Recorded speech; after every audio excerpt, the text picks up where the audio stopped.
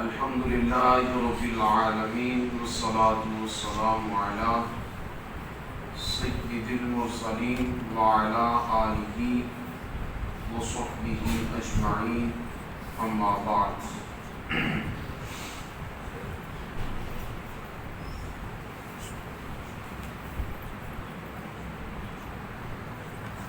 حضرات محترم، سورہ احزاب شریف کی آیت نمبر 33 کے حوالے سے گفتگو کرتے ہوئے آج ہمارا تیسرا دن ہے۔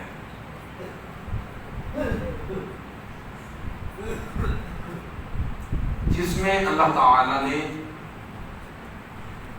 خواتین کے حوالے سے بالعموم اور نبی پاک صلی اللہ تعالی علیہ وآلہ وصحبہ وسلم آپ کی مقدس پاک ازواج کے متعلق بالخصوص بیان ارشاد فرمایا۔ اس آیہ مقدسہ کے آج اگلے حصہ کی طرف چلتے ہوئے اللہ پاک کے پاک کلام کے مفہوم کو سمجھنے کی کوشش کرتے ہیں۔ اللہ تعالیٰ نے ارشاد فرمایا وَقَرْنَ فِي بُيُوتِكُنَّ وَلَا تَبَرَّجْنَ تَبَرُّجَ الْجَاهِلِيَّةِ الْأُولَىٰ، اور اے خواتین اپنے گھروں میں ٹھہری رہو اور اپنی زیب و زینت کی آرائش نہ کرو۔ وَلَا تَبَرَّجْنَ تَبَرُّجَ الْجَاهِلِيَّةِ الْأُولَىٰ، اور سابق دور جاہلیت والے رواج نہ اپناؤ۔ وَأَقِمْنَ الصَّلَاةَ، اور نماز قائم کرو۔ وَآتِينَ الزَّكَاةَ، اور زکوٰۃ ادا کرو۔ وَأَطِیعْنَ اللَّهَ وَرَسُولَهُ، اور اللہ اور اللہ کے رسول علیہ الصلوٰۃ والسلام کی اطاعت کرو۔ اس پر کل بھی آپ نے گفتگو سماعت فرمائی کہ نبی پاک صلی اللہ تعالی علیہ وسلم کی ازواج ہونا بڑی ایک کمال کی نسبت ہے اور بہت ہی عظیم مرتبہ اور بہت ہی بلند مقام ہے۔ پہلے انہی ازواج کے متعلق اللہ تعالی نے ارشاد فرمایا یا نساء النبی لستن کاحد من النساء، اے میرے نبی علیہ الصلوۃ والسلام کی ازواج، کائنات کی کوئی عورت بھی تمہاری مثل نہیں ہو سکتی، تم سب سے افضل مقام میں، درجے میں، فضیلت میں سب سے بلند ہو۔ سب سے افضل، اعلیٰ اور بلند درجے والی ازواج سے اب اللہ تعالیٰ کی ارشاد فرمایا اقیمن الصلاۃ، نماز قائم کرو۔ وآتین الزکاۃ، زکوٰۃ ادا کرو۔ یہاں سے پتہ چلتا ہے کہ بندے کا مقام اور مرتبہ بلند ہونے کی وجہ سے بندے سے یہ چیزیں چھوٹ نہیں جاتی۔ نماز، روزہ، یہ چیزیں ہمارے معاشرے کے اندر ہمیں کئی ایک ایسے نظر آئیں گے کہ جو فقط اپنی بلندی مقامات کی وجہ سے وہ ان چیزوں سے مبرہ نظر آتے ہیں، عاری نظر آتے ہیں کہ اب نماز روزے سے ہمارا مقام بلند ہو گیا ہے نا ایسا۔ تو ازواج مطہرات سے بڑھ کر کسی کی کوئی نسبت تو نہیں ہو سکتی۔ حضور علیہ الصلوۃ والسلام کی ازواج ہونا بہت بلند مقام ہے، لہذا کسی اعلیٰ نسبت پر فائز ہو کر بندہ نماز روزے سے بری نہیں ہو سکتا۔ اور پھر آگے فرمایا وَأَطِیعْنَ اللَّهَ وَرَسُولَهُ، اللہ اور اللہ کے رسول کی اطاعت کرے۔ میری بات یاد رکھیے گا کہ اللہ اور اللہ کے رسول علیہ الصلوۃ والسلام کی اطاعت کا ایک دوسرا نام شریعت ہے۔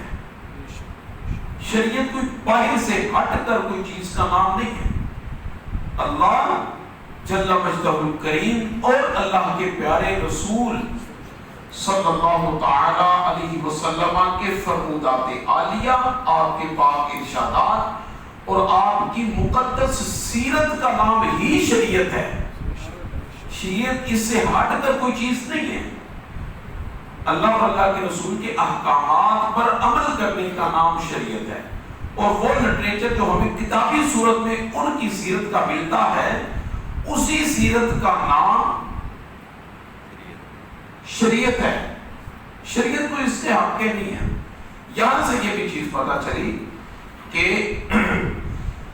بندہ جس مقام پر مرضی چلا جائے شریعت کے ہمیشہ تابع رہتا ہے۔ شریعت سے باہر کسی صورت میں بندہ نہیں نکل سکتا۔ تین چیزیں ہمیں ملتی ہیں، سب سے پہلے شریعت، اس کے بعد طریقت، اس کے بعد ہے حقیقت۔ بندہ سب سے پہلے شریعت پر عمل کرتا ہے، شریعت پر عمل کرنے کے بعد شریعت کی وجہ سے، شریعت کے صدقے وہ بندہ طریقت کے راستے پر پہنچ جاتا ہے۔ اب جب وہ طریقت کے راستے پر پہنچتا ہے تو طریقت کے راستے پر پہنچنے کے بعد پچھلا اب جو شریعت کا سٹیپ ہے وہ ختم نہیں ہو جاتا، بلکہ ایک اس کے اوپر ذمہ داری شریعت کی عائد تھی۔ جب وہ تھوڑا اور قریب ہوا، اس کی قربت کی وجہ سے اس کا مقام بڑھا اور اس کے لوازمات بھی بڑھ گئے۔ جب اس کے لوازمات بھی بڑھ گئے تو پھر اب طریقت کے راستوں پر چلنا بھی اس کے لیے لازمی اور ضروری ہو گیا۔ طریقت کے اوپر چلتے چلتے چلتے چلتے چلتے چلتے پھر وہ جب حقیقت کی راہ پر گامزن ہوتا ہے اور حقیقت کے قریب پہنچتا ہے، تو پھر حقیقت کے قریب پہنچنے کے بعد اس کے معاملات اس سے بھی بڑھ کر محتاط ترین ہو جاتی ہے۔ شریعت پر چلتا ہے تو بندہ وہ اس وقت ظاہری اسباب اس کے لیے لازمی اور ضروری ہوتے ہیں، ظاہری شریعت پر عمل کرنے کے لیے بہت لازمی اور ضروری ہوتے ہیں، اور جب شریعت سے نکل کر طریقت کے راستے پر پہنچتا ہے تو اس کے احکام اس پر اور زیادہ ہو جاتے ہیں۔ حضرت فرید الدین مسعود کا یہ شدت رحمت اللہ تعالی ہے، یہ ایام آپ کے عرس پاک کے پاک مکہ شریف میں جاری ہے۔ آپ سے کسی نے پوچھا کہ حضرت جی زکوٰۃ کتنی فرض ہے؟ زکوٰۃ کتنی فرض ہے؟ حضرت بابا فرید الدین مسعود کا یہ شدت رحمت اللہ تعالی علیہ نے فرمایا زکوٰۃ کتنی فرض ہے؟ آپ نے فرمایا کہ 2.5% 5 رکھ کے باقی ساری فرض ہے۔ 2.5% یعنی 40واں حصہ تم نے اپنے پاس رکھنا ہے، وہ اوپر والی ساری فرض ہے۔ یہ کیا تھی؟ یہ طریقت تھی۔ شریعت تو یہ ہے کہ 40واں حصہ فرض ہے، مال کا 40واں حصہ فرض ہے، اور فرماتے ہیں کہ یہ شریعت ہے۔ لیکن بندہ جب شریعت پر چلتے چلتے اوپر نکلتا ہے تو پھر وہ 40واں ادھر آ جاتا ہے اور دوسرا ادھر چلا جاتا ہے۔ یہ طریقت ہے، اور حقیقت کیا ہے؟ حضرت سیدنا غوث اعظم جیلانی رضی اللہ تعالی عنہ سے کسی نے پوچھا کہ حضرت یہ حقیقت کا مقام کیا ہے؟ آپ نے فرمایا حقیقت پر جب بندہ پہنچ جاتا ہے تو بندے کا ہر قول خدا ہوتا ہے۔ آپ بندہ جھوٹ بولے تو گناہ ہوتا ہے، حقیقت پر پہنچنے والا جھوٹ بولے تو کافر ہو جاتا۔ کیوں حضرت جی؟ آپ نے فرمایا جب حقیقت پر پہنچتا ہے تو وہ ہر وقت خدا کے پیش نظر ہوتا ہے، اس کی بارگاہ میں موجود اور حاضر ہوتا ہے۔ جب اس بارگاہ کے اندر حاضر اور موجود اور پیش نظر ہو کر سامنے بیٹھ کر کوئی غلطی کرتا ہے تو اس پر پھر اس کے حساب سے اس پر عتاب، اس پر گناہ لازم آتا ہے۔ تو جو خدا کے سامنے بیٹھ کر جھوٹ بولے وہ مسلمان کیسے رہ سکتا ہے؟ اب سمجھ آئے؟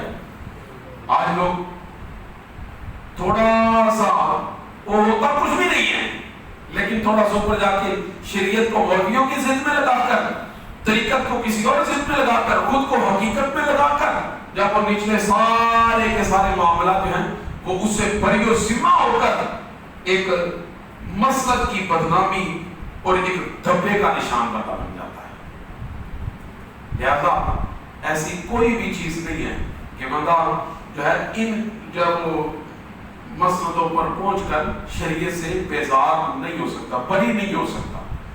ازواج رسول علیہ الصلوۃ والسلام سے اللہ تعالیٰ فرمایا اطیعوا اللہ ورسولہ، اللہ اور اللہ کے رسول کی تابعداری اطاعت لازمی ہے۔ پیر ہو اور داڑھی شریف اگر پوری نہیں ہے وہ امام بننے کے لائق نہیں ہے، امام بننے کے لائق۔ اعلیٰ حضرت امام رسول کا اس پر فتویٰ ہے، فقط اعلیٰ حضرت کا نہیں، امام اعظم ابو حنیفہ رضی اللہ تعالیٰ عنہ، ہم احناف کے نزدیک ان کا فتویٰ ہے کہ جو بندہ داڑھی شریف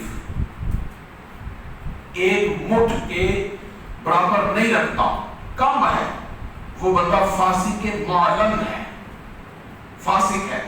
اس کے پیچھے یہ ظاہری جماعت نہیں کھڑی ہو سکتی، وہ ظاہری جماعت نہیں کرا سکتا، تو مجھے بتا وہ طریقت کی جماعت کیسے کروا لے؟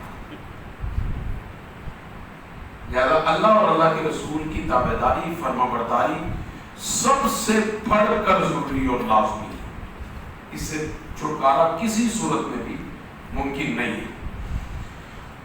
آگے فرمایا انما یرید اللہ لیذھب عنکم الرجس اہل البیت ویطہرکم تطہیرا، اللہ تو یہی چاہتا ہے کہ تم سے دور کر دے پلیتی کو، اے نبی علیہ السلام کے گھر والوں، ویطہرکم تطہیرا، اور تم کو پوری طرح پاک صاف کر دے، ایسا پاک کر دے جیسے پاک کرنے کا حق ہے۔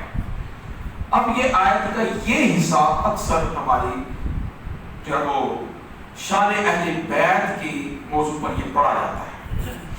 اب آیت آپ نے پیچھے سے سارا مضمون آپ سماعت فرما رہے ہیں نا، سن رہے ہیں آپ، یہ سارے کا سارا مضمون سب سے پہلے ڈائریکٹ مخاطب کون ہے؟ بتائیں تو صحیح۔ حضور علیہ الصلوۃ والسلام کی ازواج مطہرات، اہل تشیع حضرات، شیعہ حضرات یہ آیت کا حصہ پڑھتے ہیں تو وہ کہتے ہیں انما یرید اللہ لیذھب عنکم الرجس اہل البیت، اے نبی علیہ السلام کے گھر والوں، اللہ تعالیٰ تم سے ہر قسم کی پلیتی دور فرما دینا چاہتا ہے اور تمہیں ایسے پاک کر دینا چاہتا ہے جیسے پاک کرنے کا حق ہے۔ اب اہل البیت کا لفظ یہاں پہ آیا ہے تو وہ کہتے ہیں اہل بیت میں کون کون شامل ہے، اہل بیت میں کون کون شامل ہے۔ حضور نبی کریم علیہ الصلوۃ والسلام کی حدیث مبارکہ وہ تلاوت کرتے ہیں کہ آقا علیہ الصلوۃ والسلام تشریف فرما تھے، حضرت مولا علی کرم اللہ تعالیٰ وجہہ الکریم تشریف لائے، حضور علیہ الصلوۃ والسلام نے اپنی کملی مبارک میں حضرت مولا علی کو ایک سائڈ پر بٹھایا اور اوپر چادر لے گئے۔ حضرت سیدہ کائنات فاطمہ الزہرا سلام اللہ علیہا آپ تشریف لائیں، حضور نبی کریم علیہ الصلوۃ والسلام نے اپنی دوسری جانب اپنی چادر کے اندر انہیں بٹھا لیا۔ حضرت امام حسن مجتبی رضی اللہ تعالیٰ عنہ تشریف لائے، انہیں بھی اپنی چادر کے اندر کر کے اوپر چادر لے لی۔ سید الشہداء حضرت امام حسین رضی اللہ تعالیٰ عنہ تشریف لائے، بارگاہ رسالت میں حاضر ہوئے تو انہیں بھی حضور علیہ الصلوۃ والسلام نے چادر کے اندر لے کر چادر کی جسے کہتے ہیں نا بکر مار لینا، آپ نے چادر کو اوپر ٹھام لیا اور چادر کے ساتھ ان سب کو، اور اللہ تعالیٰ کی بارگاہ میں عرض کی اللہم ہؤلاء اہل بیتی، اے میرے مولا یہ میرے اہل بیت ہیں، یہ میرے اہل بیت ہیں، لہذا ان سے ہر قسم کی جب وہ نجاست کو پلیتی کو دور کر دے اور انہیں ایسے پاک کر دے جیسے پاک کرنے کا حق ہے۔ اس آیت پر بھی ہمارا یقین ہے، ایمان ہے، اور اس حدیث پاک پر بھی ہمارا یقین اور ایمان ہے۔ اب قرآن کی اس آیت کی ضد سے مجھے آپ لوگ بتائیں، ڈائریکٹ مخاطب ازواج مطہرات ہیں، آج اہل بیت کے سے ازواج مطہرات کو نکال کون سکتا ہے؟ اہل بیت سے کون نکال سکتا ہے ازواج مطہرات کو؟ سب سے پہلے تو مخاطب ہی کون ہے؟ مجھے یہ بتائیں، جب بندے سے پوچھا جائے عام معاملات کے اندر، اس سے کوئی سوال کیا جائے اور سوال کے اندر اگر اس کے گھر والوں کا ذکر کیا جائے، بے تیرے گھر والے کیسے ہیں، تو اس سے مراد کون ہوتا ہے؟ سب سے پہلے اس کی بیوی اور اس کے بعد اس کے بچے، یہ مراد ہوتے ہیں۔ کبھی گھر والوں میں داماد اور شادی کے بعد جو اس کے نواسے یا نواسی وہ اس گھر والوں کے اندر وہ شامل ہوتے عام محاورے کے اندر۔